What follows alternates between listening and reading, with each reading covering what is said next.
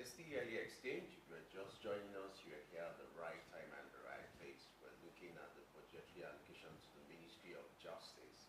According to the figures released, you have 87.7 billion as the total budget for Ministry of Justice, and the recurrent expenditure to be 53.46 billion.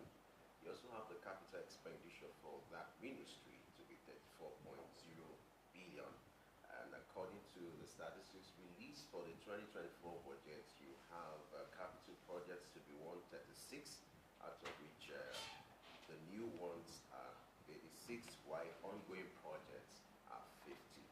Now, to shed more light on the budgetary allocations to the Ministry of Justice, we are being joined by two gentlemen who are legal practitioners. We have Victor Ekene Jibunu, who is the managing partner, Lagos lawyer partner at Opix Legal.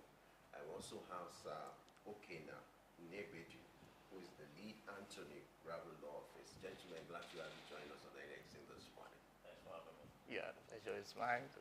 Good morning. Happy to be So with let me you. say, it's your first time with us on NXT, so let me say Happy New Year to you, gentlemen. Yes. Happy Happy New New Year to you. Year to you. Glad you have been. Always a pleasure to be your host. Yes, So let's that's fine. start with Victor. I'm going to start with you. Okay.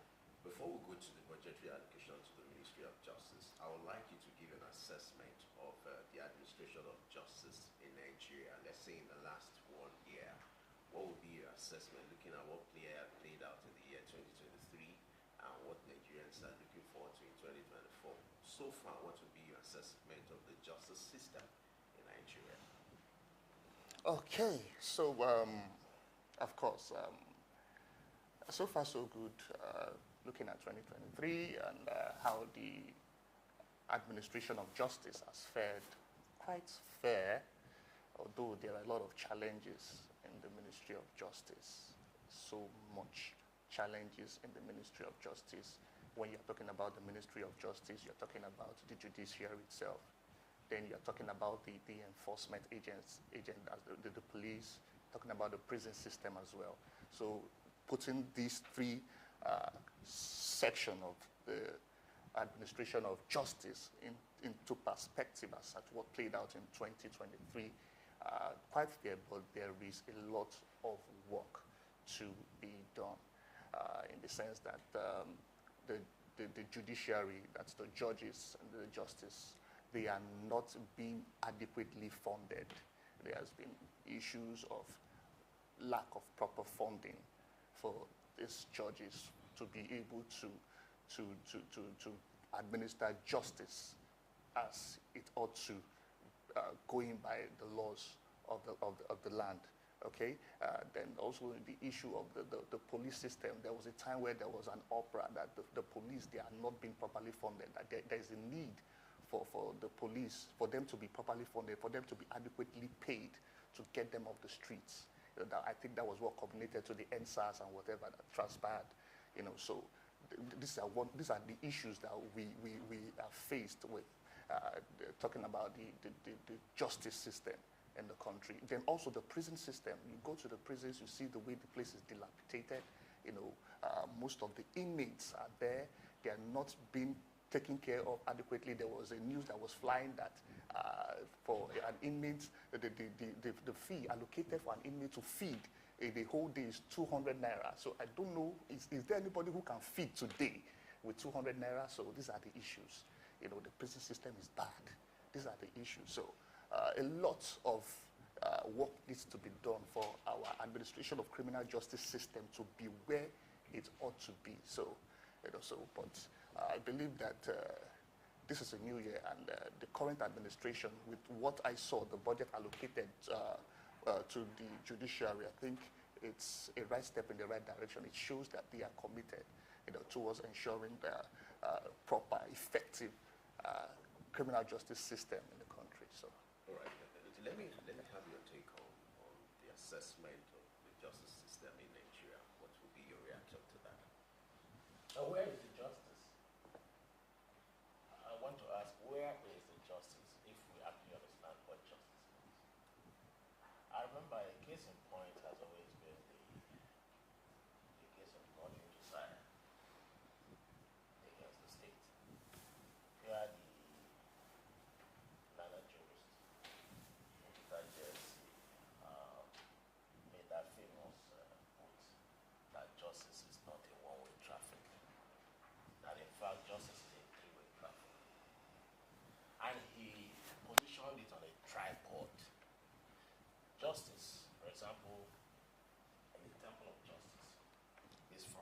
first of all, justice for the applicant or the plaintiff or the claimant who has come to court, and in that particular case, justice for the victim of a wrong, and justice for the deceased because it was a murder case, and finally, justice for the society because the moral ethics, the laws of the country has been desecrated. So, in the administration of criminal justice system, you look up to the Ministry of Justice in terms of position under the executive, and in Nigeria here we have one individual decorated with two offices, which at the bar, at the NBA forum and several other fora, there has been arguments that is it not high time that office be separated? The office of the Minister of Justice and the office of the Attorney General of the Federation, because the administration of criminal justice system in the country rests squarely on the Ministry of Justice. What are their core mandates? First of all, you understand that every executive bill gets drafted under the office of the Attorney General. You also have the Attorney General administer over the career civil servants who themselves, have offices like the office of the Director of Public Prosecution, the DPP office at the federal level. They draft charges for federal crimes. And you want to ask, putting 2023 in retrospect, you want to ask how many of those matters prosecuted by the Federal Ministry of Justice has, looked to the analysis or the perception of Nigerians that justice has been done in any of those cases. The case in point is the case of Nnamdi Kanu. That has been a festering sore on the image of Nigeria, you understand? The trial court and the appeal court quashed and used strong words against officers from the office of the Attorney General of the Federation. Tardy job, changing and redrafting charges at every turn of event. At any adjourned date, you see them rush into the court as if the case happened to them impromptu. You understand? So if you look at some of those high-profile cases, although some are prosecuted by the EFCC, some are prosecuted under the court established under the Federation, like the Federal High Court, National Industrial Court, Bureau of, Code of Conduct Bureau, and the rest of them. How many of those cases has, in the eyes of the average Nigerian on the streets, will say that justice has been done? That is why I started asking, where is the justice? Where is the justice that you woke up in the morning, probably to prepare for work, and petrol that was selling for 160 naira is now selling for 600 naira? Where is the justice? We are discussing budget today. What is a budget? A budget, they call it appropriation bill, is a proposal of government expenditure. When assented to by a president, it becomes law. In our estimation here, can you say the budget for 2023 has performed optimally? Does it have a pass mark? Go to Nigerian Bureau of Statistics. You see that our budget hardly passes 40%. And 40%, is it pass or failure? All right, let's come to 2024 and take a look at the 2024 budget for the Ministry of Justice. Now, the total budget is 87.47 billion naira for the Ministry of Justice. But if you take a look at it also, for recurrent expenditure, 53.4 billion naira is budgeted. Capital expenditure is expected to take 34 billion naira. And then the top 5 capital projects seems very, very interesting. because some strange things are there. Construction of barracks nationwide for the NDLEA. We also have purchase of operational vehicles for the NDLEA, purchase of security equipment for the NDLEA, and then purchase of arms and ammunition for the NDLEA. This piece that I find in the budget for the Ministry of Justice as strange. Are they to you? Yes.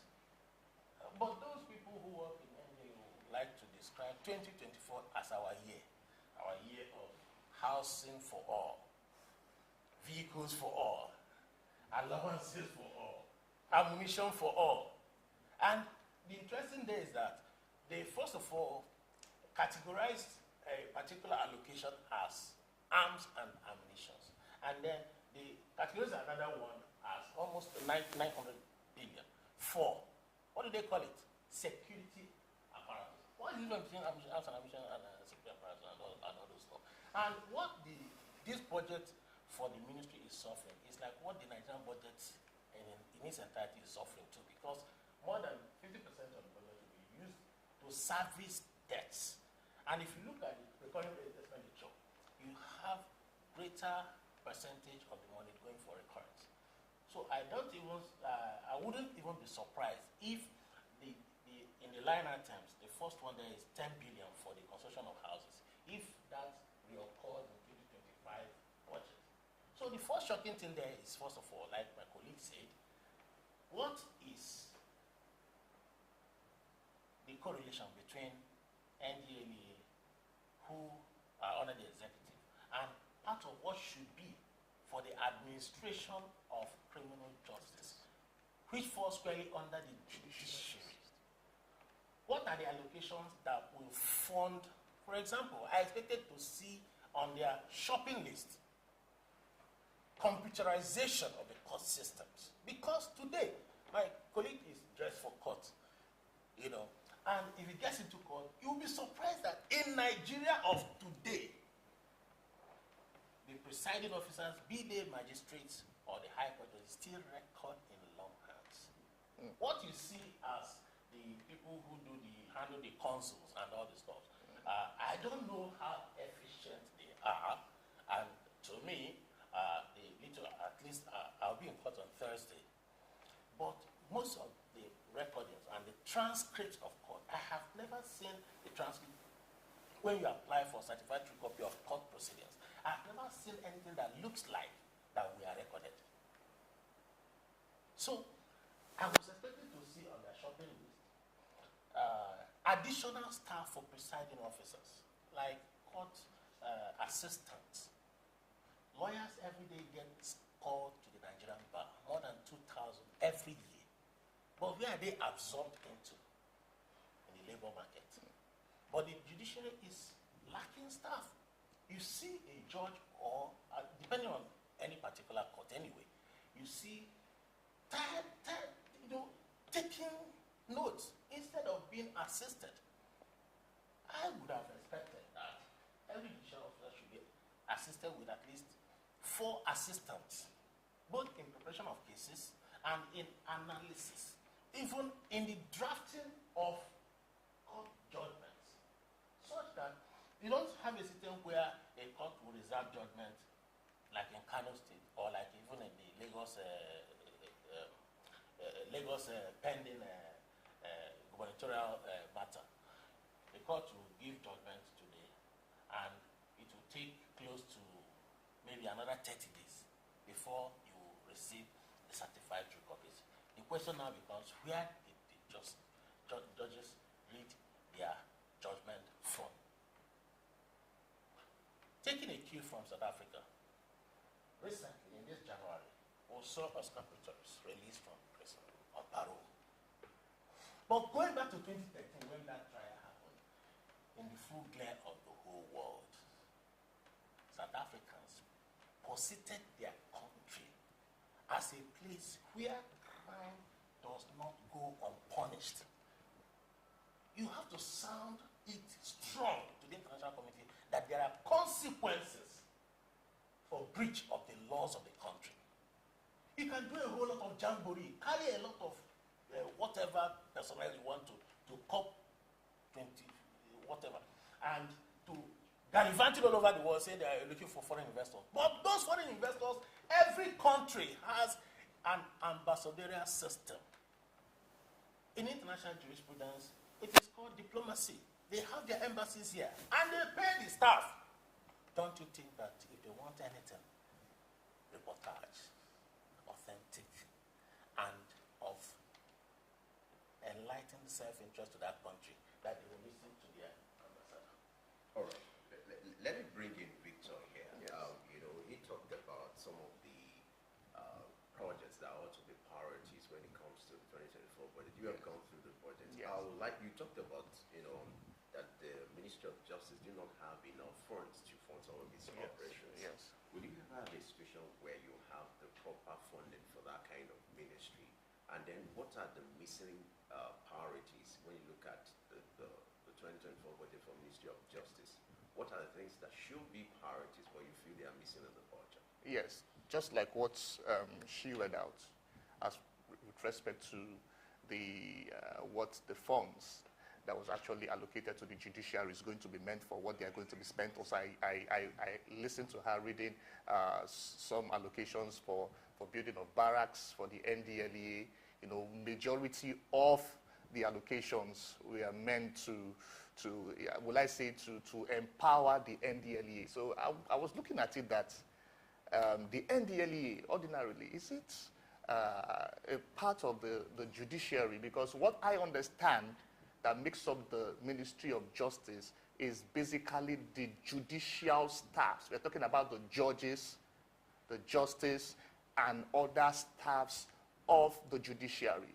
So I'm a bit surprised that I'm having the NDLEA coming to take out of what seems not to be enough to even cater for the judiciary, who these funds were actually meant for. We're talking about the salaries of the judges. These judges are not adequately paid. The issue of judges, ordinarily, I usually use Lagos as more or less like a yardstick, or more or less like, a yardstick to consider other states where the judiciary are also there. Lagos,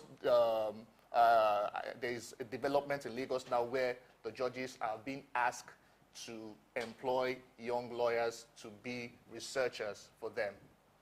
Yes, it's a good step in the right direction. Judges should be able to employ young lawyers to research for them, because ordinarily the time allocated for them to deliver this judgment is very short. For them to now research and do all those things and all that, they need assistance of these young lawyers to also assist in doing that. If Lagos has told towards the direction of, asking these judges, don't worry, you can employ young lawyers to help you do your research. It's a right step in the right direction. We are talking about the judiciary not having adequate bosses for their staffs. We're talking about IT in the judiciary. My colleague was just mentioned that most of the recordings are being done manually. In this age that we are, there should be a form of electronic recording of proceedings in court. Because I even find it very, very, I find it unbelievable that these judges actually take record of every bit of everything that transpires in court. And it even slows down the court. If there is more or less like improvement in technology with respect to recordings of the proceedings of the court, that's another aspect. Of course, we know technology is very expensive, so a lot needs to be allocated to the judiciary to develop the judiciary. There's virtual hearing of proceedings. Are we doing virtual hearing aside from Lagos? These are the things that needs to be put in perspective. I think at the federal courts, there's nothing like virtual hearings, even at the state court. So even the states are doing better than the federal. And the federal, they're taking the large chunk of the funds, All right, as it So- is now with the budgets, Yes. the NDLA being catered for under the allocation for the Ministry of Justice, Yes. what impact will it have on the justice system? Now, the NDLA is supposed to be an enforcement agency. very Do well. you think that the federal government is trying to put in more effort towards the prosecution of offenders in that aspect? I think yes, we might be looking at it from that perspective. Probably the federal government is trying to see how the law can be enforced. Probably they think that the best method or the best way that people can actually obey the law is by empowering the enforcement agency.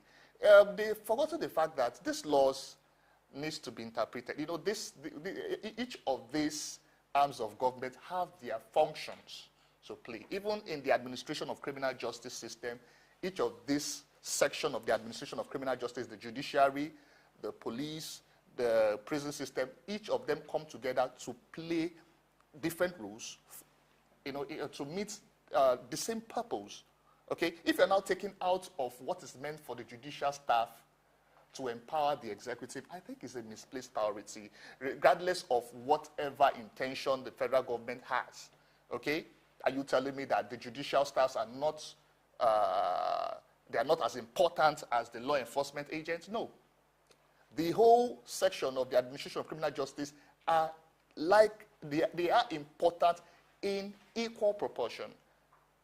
So if they want to more or less empower the NDLEA, I think they should allocate funds to the NDLEA, and not funds meant for the judiciary, and the NDLEA coming in to take out of what is meant for the judiciary that is not even enough. You understand? Now they will say, yes, we have empowered the judiciary, we have given them money. But have taken a look at the allocation itself. You will see that nothing goes to the judiciary, in the judiciary itself. Most of the chunk of the money is going to the enforcement. Okay, let me ask. Before a budget is drawn for a ministry, Yes. it is not in the absence of those in the ministry. So how do we have a budget that doesn't represent the need of the ministry? Like I said, budgetary systems is a bureaucracy. It doesn't happen just every Saturday. We go, okay, sure, we need to do a budget. I will come put up something else. It doesn't happen as if there's not been a systematic way of getting it done. So you are very correct. But I can tell you very well that it also takes much more than drafting those proposals. It goes to the politicking. It goes to the, do I call it now, the PR, you know, the influencers, those who are able to make their points, those who are able to drop their cards on the table. There will be a back and forth. Give me this, I give you that. You understand? Those things happen. We can't pretend about it. To push your budget, there must be some way of, you know, those who lobby. Lobbying is not a crime. In fact, in the US, you have an institute, like you have the Institute of Chartered Accountants. There are chartered lobbyists who do the lobbying. But here, we pretend as if it doesn't happen, but it does happen. That is on one side. What I also would have wanted to have on the shopping list, that is the budget for the Ministry of Justice. Coming out from an election year is a huge budget for the expansion of the judiciary, for the enforcement of electoral offenders. They are in our laws. I think Chapter 8 of the Electoral Act covers it. Since inception, from the amendment in 2010, then the most recent one that was handed over, that was used for 2020 election, there are contents for electoral offenses, as though there is no criminal code. But, you know, I've always said it that Nigeria is not in short supply of laws. It's the willpower to implement those laws. And like my colleague has said, before you empower he who implements laws, empower he who interprets it. So that the interpretation will go from clear-mindedness, not from a hungry mind, not from someone who will be influenced by external forces. You know, these days, you see judges attend birthday parties or attend political functions. It doesn't happen because judges are supposed to be like monks. So that independence is full and concise. But right now, you see a ceremony, elaborate ceremony of governors. What are they doing? They are inaugurating cars for judges. I wanted to say something, but let me withdraw it. All right. let's look at, according to the projection for 2024 budget, you have the development of National Crime Database, which will go up the sum of 50 billion naira. Now, you are lawyers. I would like you to give us a picture of some of the challenges you face when it comes to the issue of assessing National Crime Database, even if we have something like that. Okay. It's a new project, Yes. but I want you to tell us your experience, having some of the difficulties you face when it comes to the issue of assessing National Crime Database, if something like that exists in Nigeria. I can, with benefit of experience, I can say I've been to Alagbon several times where I had a fingerprint. Aside the fingerprint, I don't see Anything.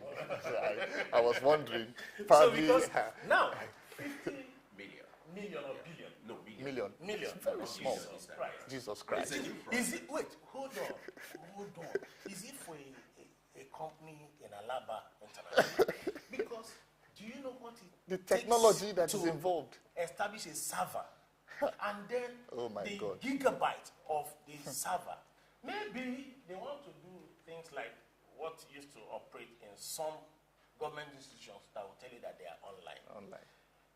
They would have allocated data that is meant for maybe a server that is supposed to be like 200 gigabytes and then store it with either Oracle or any of those service providers. And you labor all through the day, 9 a.m. you get to your office, you log in, you try to Says you download can't it, even it will get. be running like this. And the whole day, it will not. Uploading, it will be running, and at the end of the day, it will. Beyond that database, assuming there is, what has happened to other databases? Do you know that Nigeria has more than 7 databases? For example, for your international passport, under the ministry, under the national, the immigration service, services. you have a database, and you carry a passport. Yes. Under the Federal Road Safety Commission, you have another database. database. You carry your driver license. Yes. Then You have the under INEC, Yes. you have Have your that, yes. voter stuff, Okay. and you carry your stuff. Under the banking system, you have your your BVN and all those stuff. And then under the presidency, you have the National Office of National Identity Management Yes. Commission. Commission. Yes. So what is the correlation between Identity Management Commission and database for crime and all those stuff?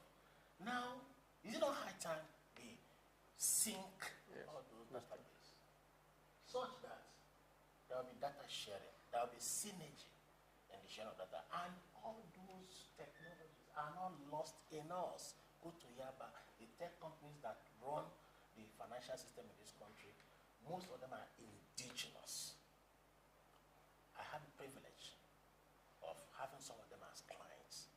And all the way from Kenya, all the way from Uganda, all the way from Ethiopia, all the way from South Africa, some of them engage our young people. And they run economies outside Nigeria, but from country here. Some of them in Yaba, some of them Qatar, some other places. Most of those softwares are developed by Nigerians, are run by Nigerians, executed by Nigerians, and they are Nigerians earning money in foreign currency, Yes. even Right while in Nigeria. seated there. It's not every young boy you see on the street that is a Yahoo person, but some of them are. And of course, you know, most of the digital entrepreneurs these days, and in the current age where we live in, they don't need to go to the university. It may be a waste of time to go get a degree in computer science. And you get into your computer lab in some universities, it's a glorified place. But you can come out and do some certifications, whether you go through Oracle or any of those certifications, and you have a certificate that empowers you globally. So if we can deploy some of these things, like she said, the budgeting system should be evolved from bottom up, not from top to bottom. In that way, you will be meeting the need in specific terms, in the real terms of the person you're budgeting. Not somebody from somewhere in Abuja will say, okay, you allocate this, and it doesn't trickle down. So I strongly believe that, like I told you, the practical experience is that there's a database at the alarm office where you go to the fingerprint. But criminals are bound to be. How come those guns brandished or used by the assailants that invaded a village in Plateau or in Kaduna, no recoveries have been done? And of course, you see recoveries being done sometimes. Senior police officers, sometimes the IG himself, coming to, showcase them, and they show them probably, oftentimes they cover their faces, but they also display the arms. Yes. There are no fingerprint experts that would, sometimes I even see some crime scenes that police will be highly unprofessional in what they handle and what they touch, because you're not supposed to touch them directly with your stuff. So it's a good thing. There's no time too late to wake up. And if this is a wake-up call, good and fine. But 50 million, I don't think an IT firm would even accept. I don't think an IT firm, because So you think it's too small? It's ridiculous. Very ridiculous. In fact, it's scandalous. Ridiculously small. 50 million for a whole country? Crime diary. That's not Wait, possible. is it to go and sweep the room there? Or All right, let's wrap up with this conversation. Over the years, there's been advocacy for the autonomy of the judiciary. Yeah. I'd like to have your take. I'm going to start with Victor so that Yes. you wrap up your thoughts on this. And there's been concern because you have the alleged interference between the activities of the judiciary, owing to the fact that some of these judges are also being elected by the president and all that. Would you say in Nigeria that the judiciary is absolutely autonomous? Well, I used to say that Nigeria, most of the things we have are in the books. Of course, by virtue of the provisions of the Constitution, the judiciary is supposed to be independent, so to speak, by virtue of the provisions of the Constitution, because the Constitution is very clear as regards to the appointment of the judicial officers, both at the federal courts and at the state courts. Of course, we know that at the federal court, the president appoints based on the recommendation of the NJC, of which such appointment is still subject to the approval of the Senate. So you can see that ordinarily, by virtue of the provisions of the Constitution stating the procedure for the appointment of judges, these judges are supposed to be independent. But in the reality, we know what is obtainable. When the president can just come and fire a judicial officer whose tenure in office is not yet complete for political interest and reasons. We've seen a lot of that play out. So are you going to tell me that the judiciary is actually independent, as stated in the Constitution? They are not. Even at the state level. In fact, the state is ridiculously worse in the sense that these governors, they handpick the judges and put them there to serve their political interest. Because they feel that if at the state level, they pay these judges. So, and there's this saying that he who pays the piper dictates the tune. So, are you telling me the judiciary is actually independent? When the governor comes to commission something in the judiciary, you see the chief judge comes and do ceremony and all, and be like, thank you, sir. I'll be like, are you serious? The judiciary is supposed to be an equal arm of the government. They are supposed to checkmate the activities of the legislature and the executives. All right, let's start. such that when you see a judge, Yeah. It should be on the equal, yes, they should be on equal pedestal. The judge should be equal to the president, This kind the of chief supposed, justice. Interference. How do we checkmate that as a country? well, it starts from the judiciary staff themselves, particularly the judges. Judges know thyself. Judges know thyself. But how would they know themselves when in actual fact they that office came through Through politicians. politics. Yes. So the answer I would give my brother is, let us depoliticize governance in Nigeria. Yes, we have carried politics too far into every goddamn thing. I'm sorry to speak about what I want to say right now, but it is reality. Happened in Abia State is a school, nursing school, that admitted about over 300 students. And their quota for Nursing and Midwifery Council of Nigeria, I hope I got that name correct, is just 75 students. So they have systemized tradition that in the first year intake, the first exam they take, they call it PET or something like that. And they will use that exam to determine who makes the list of the 75. Can I shock you? Because of transparency too, they adopted the JAMB model for CBT, right? Computer-based test. In an independently organized center. The test was done transparent enough. People made the list, of course, from the highest to a particular cutoff. On merit. Those students, the result was published. Those students were supposed to continue their upload of their data to their regulatory authority, which is the National Midwifery Council. From nowhere, politics came in. They cancelled the exam, and the controversy is still raging right now since October 2023. Now ask me, how much more petty can we go in not differentiating between politicking and real governance? That is our problem.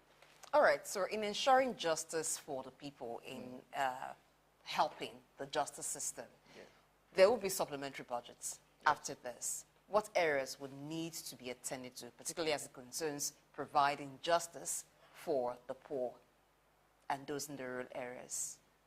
Your thoughts, please. Okay, like I said, it is, lawyer knows it. It's not that justice be done. Let justice be seen to be done. When in Chapter 4 of our Constitution, the fundamental human rights, part of the content says that an accused person has several rights. For example, right to a lawyer, and a right to be advised on what your crime is at the point of arrest or when those things observed. Remember, there was a recommendation to have lawyers employed in every DPO's office at the DPO levels, such that it will help to reduce some of these kind of frictions and incidents of evidence obtained through coercion and by force or through different kind of promises. Because most of the time you see those prosecutors, they bring cases to court and you see lawyers publish them. You don't get justice and the court keeps suffering. And oftentimes you see the law enforcement agents trying to rip off those at their own pedestal, while real criminals are either being decorated with honorary doctorate degrees or being decorated with by INEC return certificate that they've been duly elected, and they go to make laws. What kind of laws do you think those politicians will make when they know, in actual fact, that they entered such offices through fraudulent means? So getting justice for the poor is not just about the judgment that happens or that is read by the magistrate on that particular day. It's a systemic thing. Your final thoughts. Like I always say, our laws are not inadequate. Our laws are not inadequate. They are sufficient. The problem we have is implementation. We don't implement this law. The Constitution is there. as regards to what makes the judiciary to be independent, but we don't implement them because of politics. Let us learn to implement our laws. Let us practice what is in the books of the law. Our leaders, the politicians, they should be an example to the people that they govern. They should learn to respect the orders of the court. We have examples of our past leaders, just the past president, Buhari. Sorry. Buhari, we have several instances where he disobeyed the orders of the court. We have the case of Sambo Dasuki, where he refused, despite the orders of the court, for him to be released. He refused to obey the orders of the court. We have the case of Nnamdi Kanu as well. Sasaki, I've forgotten that one. The case of Nnamdi Kanu is also there for us to see. The same Buhari, who was the president of the country, he refused to obey the orders of the court to have Nnamdi Kanu released. These are the things we are facing. We have the laws there. Section 6, subsection 6, paragraph B of the Constitution of the Federal Republic of Nigeria vests judicial powers on the courts. And every decision that the court makes is binding on all persons, authorities, and institutions, irrespective of who you are.